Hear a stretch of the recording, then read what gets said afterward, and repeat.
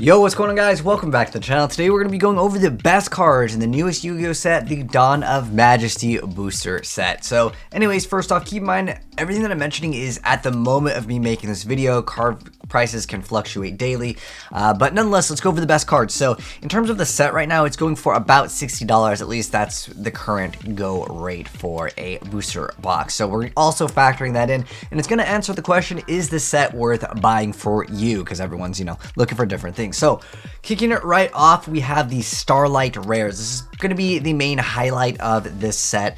Pretty much just getting a Stardust Dragon in the Starlight rarity. That's the thing that you really want to get, and it's going for anywhere from $600 to $700-ish. Keep in mind, again, prices fluctuate. There's also the Iris Sword Soul. This is going to be a fantastic card. We'll go over, there's more artwork on this, but for some of them, they just don't have it right now because it just came out. But the Iris Sword Soul is also a really good card. It's almost $300-ish. The Shooting Majestic Star Dragon as a Starlight Rare is about $200. Then we have the Anti-Human Intelligence Saya.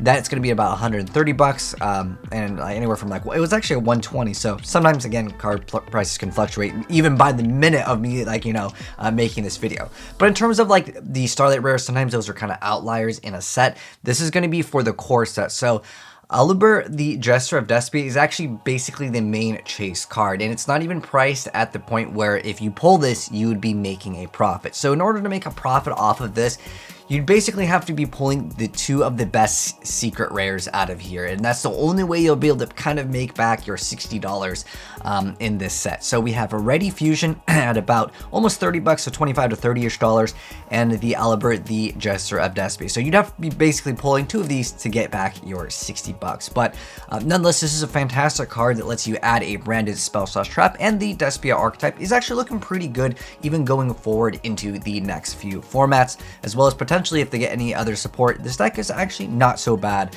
at all. In addition to that, this is a card that most decks can use. I'll go over some of the effects of certain cards that, like, a lot of decks can use, or just briefly go over them. But Ready Fusion is a fantastic card. You pay 1,000 life points, you get to special summon a level 6 or lower non-effect fusion monster from your extract. It can't attack and it gets destroyed.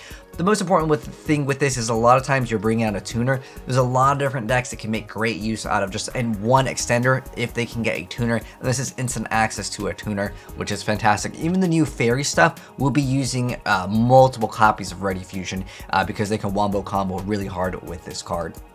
But the Iris Sword Soul, it's kind of like a hand trap. It's really good. So it's during the main phase, if a monster whose effects are negated is on the field, as a quick effect, you get to special summon this card from your hand, and then if your opponent special summons a monster except during the damage step, you get to activate one of these effects based on where it was special summoned from. So if it's from the hand, you get to special summon one monster from your hand. If it's from the deck, you get to draw 2 cards. If it's from the extract, you destroy one of those monsters special summoned from the extract. You can only use each effect of the Iris Sword Soul once per turn. This is a fantastic card. It's about $30-ish. It's probably one of the best cards in the set, I would say, for most people, as well with the Ready Fusion. This card is about 30 bucks. They're pretty much the same price. But these are the two, I would say, best cards for most decks. Now, there are also the Beetrooper cards. There's 2 different rarities of it. There's the secret, and there is the promo variant of it. So this card is like 25 to 13. Again, it depends on which one you have. The thing with the Beetrooper thing is you're gonna need to run multiple copies of this. It's kind of the tour guide for the new insects, so you can't special monsters except for insects, so it's only for that archetype, but it's a really good card. And so if it's normal or special, you get to special summon another Beetrooper Scout Buggy from your hand, deck, or graveyard. Fantastic little effect over there. Again, you're gonna be needing 3 copies of this, so the play set you're looking at maybe about $40-ish. But nonetheless, still like a decent card to pull. Again, it's just because people that need it will be wanting to play 3 copies of it. And I've actually got gameplay of the Beetrooper archetype. Honestly, I would not say it is like an S tier deck, but insects, they haven't seen play in a long time, so a lot of players are quite hyped up just to get any support for insects. Next up, there's a bunch of synchro support, but we're not getting the rest of the other synchro support until 2022.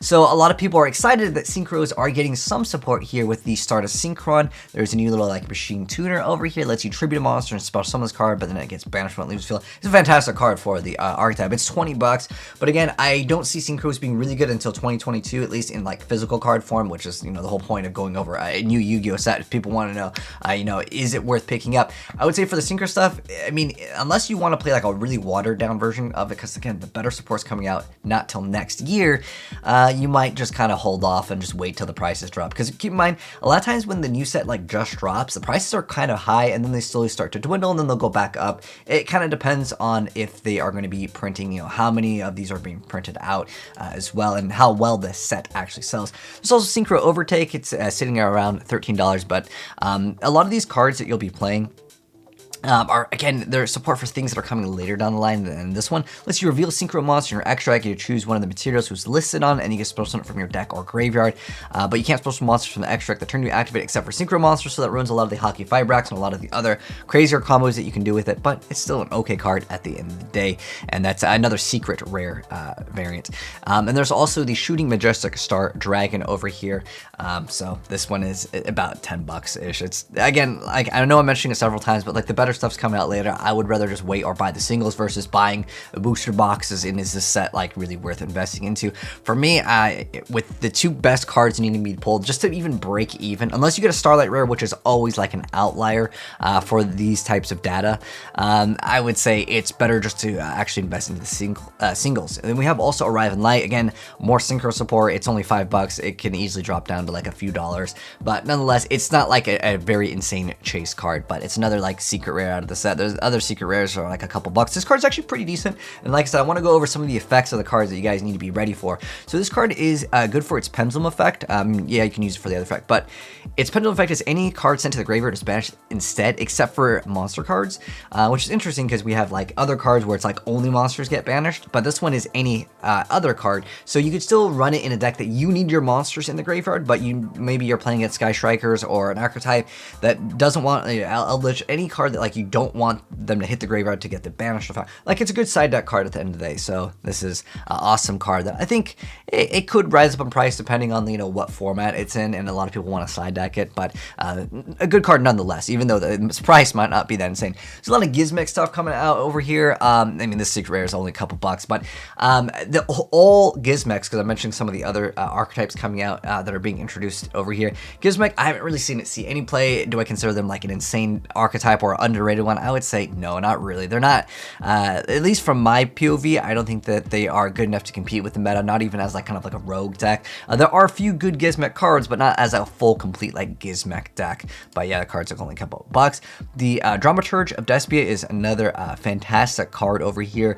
This one, it lets you have the effect of if a fusion, secret, or link monster special summon except for the damage step, you target an effect monster on the field, negate its effects until the end of the turn, and if this card is in your hand or field uses fusion material or banished, you can special summon this card. It's really good for a lot of the combos in Despia. It's a very, very important card in a lot of the mix-ups. I'll briefly give you guys some mentions of some like gameplay to show off some of the things that are also coming out for this set. So Quartus is a really good card too. It's kind of like their go-to monster. It's a Despia and a light or a dark, and then during the main phase is a quick effect. You get to change the attack of all monsters currently on the field to 0 until the end of the turn, except for a level 8 or higher fusion monster. So I've seen a lot of people which kind of mix this in with Shadals as well, because they have some sort of synergy, or you can even throw in like Invoke. There's a lot of mix-ups with Despia. It's almost like Dogmatica. Like people throw it in a lot of different decks. But if this card leaves the field because of an opponent's card effect, you get to add to your hand or summon one Fallen of Abyss or a Despia monster from your deck. Again, another fantastic card. It's about like $8 right now on average. Now, Sting Lancer, this card is really, really good.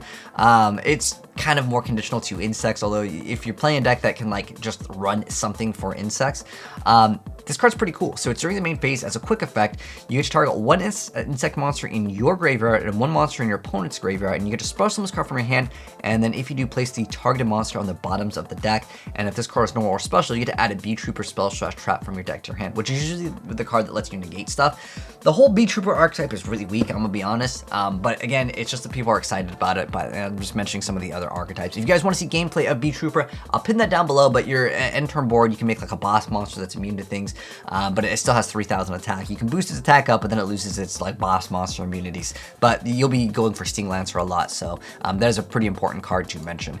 There's also the Magikeys. These are also coming out in here. Would I consider this like a really good card to pull? Like, is it a best card in the set?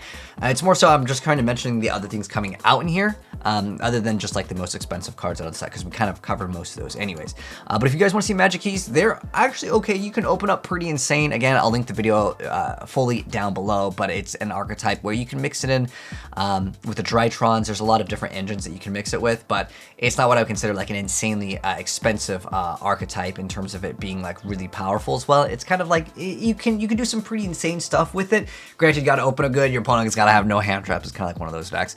There's another really cool card in here. This is another card that I think is really good in the set called Link Apple. It's kind of more for troll decks or certain things that would specifically make use out of the effect of it. So it's just a reveal card. It's a level 1, and you can reveal it. You banish one random face down card from your extra deck, and then you get to special summon it. And if it's a Link monster, you get to keep it. Otherwise, you discard this card and then you draw a card. So it can be used just for that whole like, I don't really need my extra deck, I'm just going to draw one card, because you just play no Link monsters. But if you just need an extra special summon and the banish effect for like a boost of your Grandmaj, Daiza, whatever the case may be, yeah, you can go for that as well. So it's just a cool card. I would see it's one of like the better cards out of the set that like some more other obscure decks can make great use out of. It's not expensive, but it's definitely one of like the better cards out of the set that has some interesting utility. I've seen a few Dino players play this. It's like, it's a cheap card, but I still say it's a nice little card out of the set. Lets you discard another Dino, special summon it, and then you can also tribute a dinosaur to take a Dino Wrestler monster from your graveyard with a different name and then summon it. It just helps out some of the dinosaur combos. There are pretty nutty combos that dinos can do already with like Lost World and stuff, but this helps out getting that additional monster for Oviraptor to get the like initial effect, especially since, well, Miscellaneousaurus, you know, is not the most common thing to see because of the latest list. But dinos are still like a pretty decent deck. It's kind of like a cool card to mention. The mana, the Chronomaly card is kind of cool too. So it requires 2 level 5s, but then as a quick effect, you can target a face-up monster on the field, an Exceed monster or Chronomaly monster, which, to be honest, since it's the Exceed monster itself, that monster on the field gains half the attack of the monster in the graveyard until the end of the turn. But we're really here for the other part of the effect. So once per turn, when your opponent activates a monster effect as a quick effect, you attach 2 materials to negate the activation. Unfortunately, it doesn't negate and destroy, but it's still like a cool card that you guys can actually make, other than like Durendal, because like that's another card that some people, the artifact card, I believe it was, Durendal? It's one of the artifact cards that some people did make instead of like whatever the effect was, is like it does something else. But nonetheless, it does negate the activation. And anything that negates is kind of nice in Yu-Gi-Oh! It's mostly for rank 5 decks though. There's also Dragon Doom Rider. I think this is a pretty nice card as well. So this makes it so you get to detach 2 materials. It's 2 level 7, so it's a rank 7. You detach double cards, target a face-up card in the field, and then pop it. And if you destroy a monster, it can make one face-up monster you control gain attack equal to destroys monster's original level / rank times 300 until the end of the turn. And then this card can't attack during the turn you activate this effect. And this is a quick effect if it has a dragon monster as material, but cannot be activated in the damage step. But this is a decent little card just because it adds the quick effect of, you know, another disruption. And on top of that, you can maybe get a huge boost in damage and gets rid of maybe a problematic card. So still a decent little card. Now, in terms of the Despias, because I mentioned them a few times, there's a pretty insane combo that you can do with the Venom stuff, with the Null Drake, the Abyss stuff, the reptiles. And you can actually draw like 5, and if you guys want to check that out, I'll link a video down below. But Despia is pretty much the only new like archetype that really would probably stand toe-to-toe with some of the stuff that's in the meta. There's also the Suships for those of you guys that were interested in building that deck. And I do have gameplay of the Suships, and I'll also link that down below if you guys do want to go ahead and check out gameplay of the Suships, which is primarily going to be an AA Zeus Turbo deck. That's the best way to actually make it viable. But that's going to pretty much wrap it up in terms of like some of the better cards to actually pull, as well as some of the other effects. But pretty much to wrap up the video in kind of one sentence over here, is it a good set to invest into? For me personally, if I was interested in building anything, again, you'd have to be pulling 2 of the best cards out of the set just to basically get a little bit more than the price of 60 bucks. So I would say your best bet if you wanted to build anything that is over here is just buy the singles for this set. Unless you pull a Starlight Rare, I mean, the chance of getting both of the good secret rares are pretty slim anyways, and even then, it's not like you're going plus like 50 bucks, which sometimes you can do in a set. I'd say this set, for me personally, in terms of my recommendation, buy the singles.